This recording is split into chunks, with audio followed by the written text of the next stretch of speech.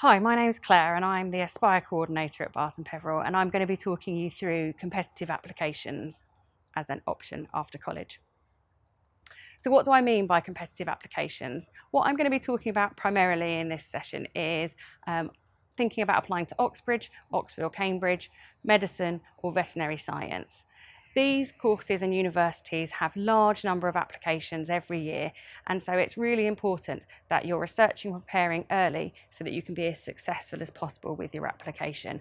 They also have a slightly earlier deadline of October, so that is another reason to be getting started early. But it's not something to worry about.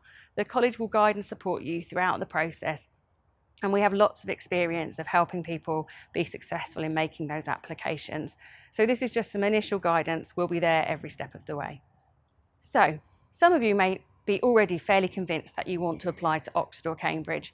Some of you may be weighing it up. Just to think about why that could be a really good choice. As it says here, Oxford is a really prestigious university, as is Cambridge, and lots of people really want to attend those universities because they offer so much. Every university has something to offer, but there's no doubt that Oxford and Cambridge are considered very prestigious. They have incredible facilities, world-class research, their industry links, great employability prospects, and that extra layer of teaching that Oxford and Cambridge offer, which I'll talk a little bit more about later on. So if you are considering them, Barton would definitely encouraging it. Having said that, there's always some people who rule out Oxford or Cambridge because of some of the myths that surround it. As it says here, people often think too expensive, too posh, too much work, too competitive. What I'd say to that is very recently we had a number of Barton alumni come back to the college after a first term there, and they had nothing but positive things to say about the experience and the choice that they'd made. So if you're thinking about it, it's definitely worth considering.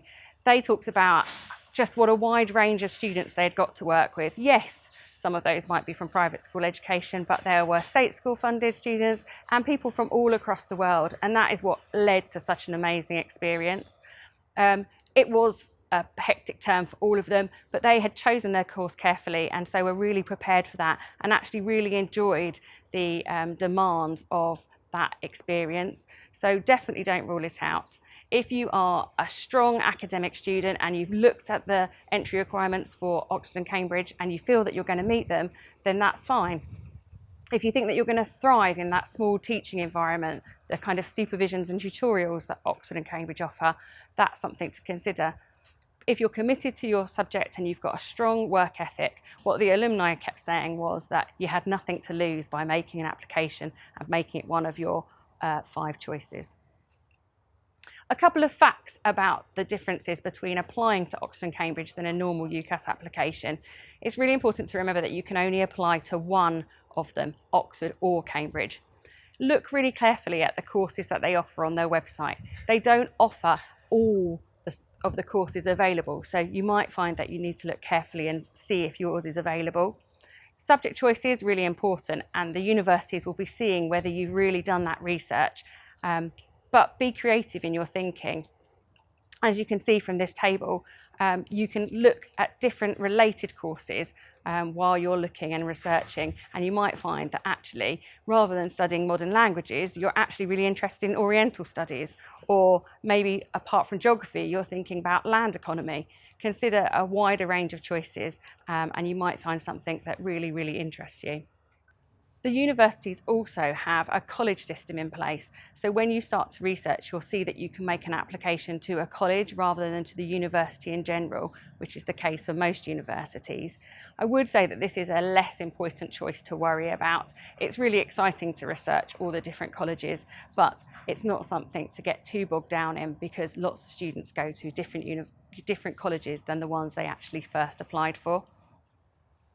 When you're applying, it is through UCAS, but there are some additional aspects that you need to bear in mind. You might need to sit an admissions test in September as part of it so they can shortlist you. There might be an additional form or work to submit, and there will be interviews generally in December, and we'll talk you through more of that as you go through the process. What's really important is that you need to be doing super curricular work. What the university is looking for are people who are really committed to their courses. They're not so bothered about the extracurricular elements like leading your college football team or playing grade 8 at piano, although those are great things to have. They want to see that you've really explored and gone beyond your course requirements. And there's a couple of websites here that really help you. The universities provide lots of information about how you can gain that supercurricular knowledge. It could be that you're listening to TED Talks or following podcasts or exploring documentaries about areas that you're interested. All of these links are great to give you an idea of where you can start to build that supercurricular knowledge that is going to set you apart and make your application a strong one. Moving on to medicine and veterinary science, a lot of the things that I've talked about Oxbridge apply here. They are looking for committed, enthusiastic students who have strong academic backgrounds, a strong work ethic and resilient for those courses, so that they're ready to move on to the competitive choice. Medicine has a record number of applicants and it continues to increase, so you do need to be aware of your strong academic requirements. As it says here, some of the things that they're looking for when you start to research, look at each university medical school and think about whether you meet their requirements. They will also have some tests involved, so that's something to find out more about too as you're doing your research. Think about the methods that they use to teach on their different courses.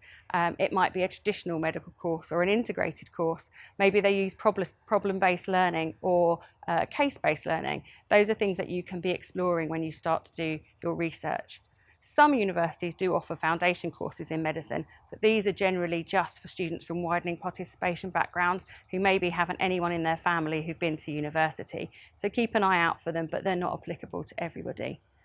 It's worth remembering as well that you can only apply for 4 courses at medical school. The 5th is an insurance course in a different course at the university.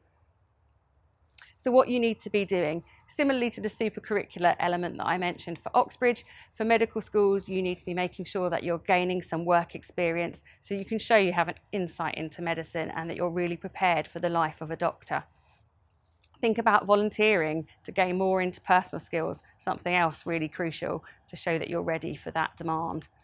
Visit medical schools, talk to people about what those courses actually involve, gain an insight into what they're looking for.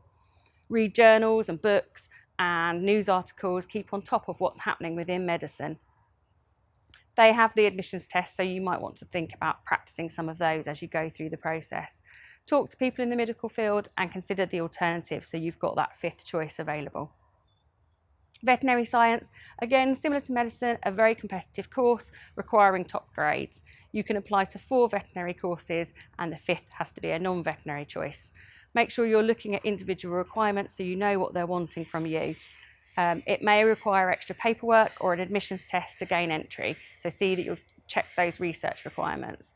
What work experience are you doing? Again, like medicine, they want to see that you've got that insight into what it's really like to be a vet. Starting that early, making sure that you have a wide range of experience could be really crucial.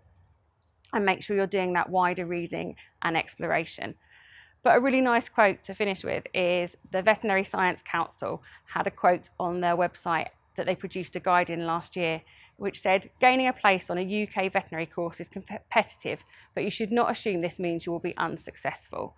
We worry that many good candidates do not apply because they overestimate the challenges involved or, more likely, underestimate their own abilities. And I think that probably applies to most of the competitive applications I've talked about. Really, if you think that you have the skills and you have the grades that they require and you're willing to put in the work, we would really encourage you to explore those extra competitive applications.